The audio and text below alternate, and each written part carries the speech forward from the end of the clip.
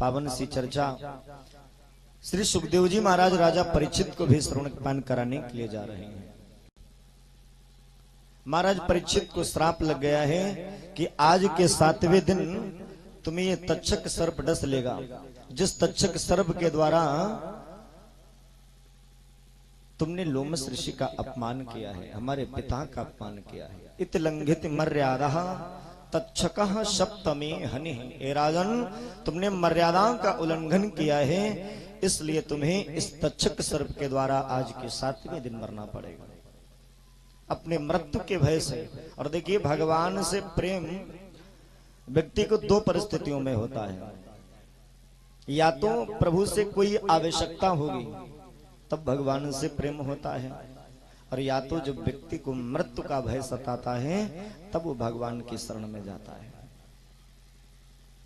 2 ही परिस्थितियों में प्रेम होता है भगवान से।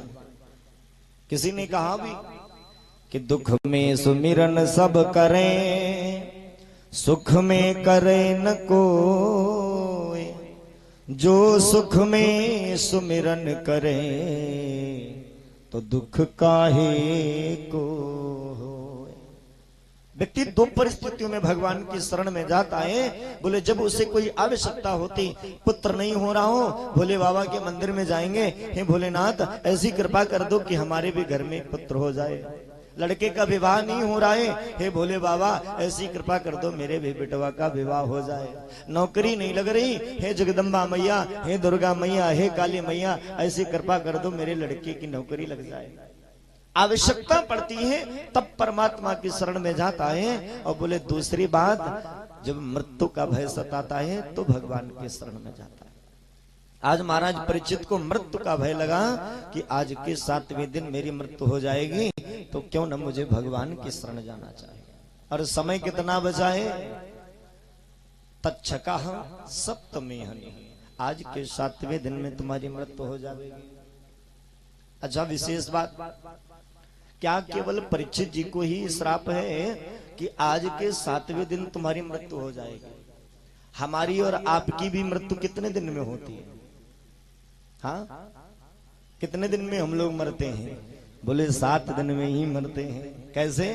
सोमवार, मंगलवार, बुधवार, गुरुवार, शुक्रवार, शनिवार और रविवार, इन 7 ही दिनों में मरते हैं ना।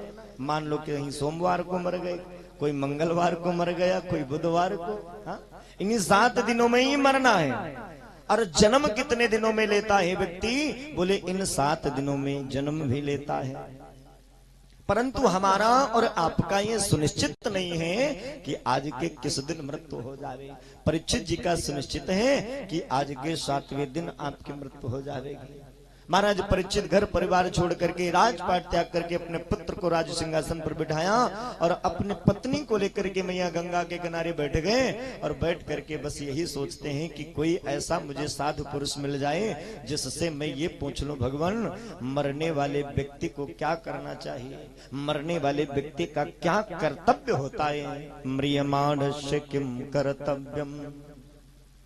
महाराज प्रभु जी पहुंचे, प्रभु जी से भी यही निवेदन किया कि प्रभु मैं जानना चाहता हूं कि मरने वाले व्यक्ति का कर्तव्य क्या है। अब जैसे जो सुना, अब वो क्या बताएं। भृगु, वशिष्ठ, कृत्य, अंगिरा, पुलस्त्य, मरीच, बड़े ऋषि मुनि पहुंच रहे हैं, लेकिन कोई भी महाराज परीक्षित के प्रश्न का जवाब देने वाला नहीं है। यहां तक श्री व्यास जी महाराज जिन्होंने 18 पुराणों की रचना करी है, व्यास जी महाराज भी पहुंचे हैं और वो भी महाराज परीक्षित के प्रश्न का जवाब नहीं दे पा रहे हैं। बस इतना ही कहते हैं परीक्षित जी, भगवान म्रियमाणस्य किम कर्तव्यम, मरने वाले व्यक्ति का कर्तव्य क्या है। तब तक देखा है क्या, छोटे छोटे हाथ हैं, छोटे छोटे पैर हैं, लंबी लंबी जटाएं हैं, मुखमंडल पे इतना तेज शोभायमान हो रहा है, इतना तेज प्रकाशमान हो रहा है, जैसे लगता है कि साक्षात सूर्य नारायण भगवान इस धरा के ऊपर उतर आए हों। छोटे छोटे बच्चे उनके ऊपर धूल मिट्टी फेंक रहे हैं और वो निर्वस्त्र आज दौड़ते हुए चले आ रहे हैं। संतों ने जैसे ही पीछे से देखा कि सुखदेव महाराज का आगमन हो रहा है, उठ करके खड़े हो गए और प्रणाम करने लग गए हैं। यम ब्रजंतम अनुपेतम पेत कृत्यम द्वैपायनो विरह कातर आजुहाव पुत्रे तो तन्मयतया तरुवो भिनेदुस तम सर्वभूत हृदय मुनिमानतोस्मि। जिनका लौकिक वैदिक संस्कार कुछ भी नहीं हुआ, ऐसे श्री सुखदेव जी महाराज जन्म लेते ही अपने माता पिता को छोड़ करके नारी व्यवहार सहित जो घर को त्याग करके वन की ओर चले गए, और जिनको बार बार व्यास जी के पुकारने पर वृक्षों ने उत्तर दिया, तरुओं बहने दुस, तरुओं ने उत्तर दिया है। ऐसे श्री सुखदेव जी को बारंबार प्रणाम है। उठकर के सबने प्रणाम किया। महाराज परीक्षित जी ने जैसे देखा, ऐसा कौन आ गया है, इतने बड़े बड़े ऋषि मुनि तो हमारे सामने बैठे हैं, लेकिन ऐसा कौन आ गया जो सारे संत, सारे ऋषि, सारे मुनि उठ करके उनको प्रणाम करने लग गए हैं। जैसे ही पीछे मुड़ करके देखा है, श्री सुखदेव जी महाराज का आगमन हुआ है, उच्च सिंहासन पर बिठाया गया, और जैसे सिंहासन पर बिठाया चरणों में दंडवत किया है और हाथ जोड़ करके महाराज परीक्षित ने उनसे भी यही प्रश्न किया, भगवान म्रियमाणस्य किम कर्तव्यम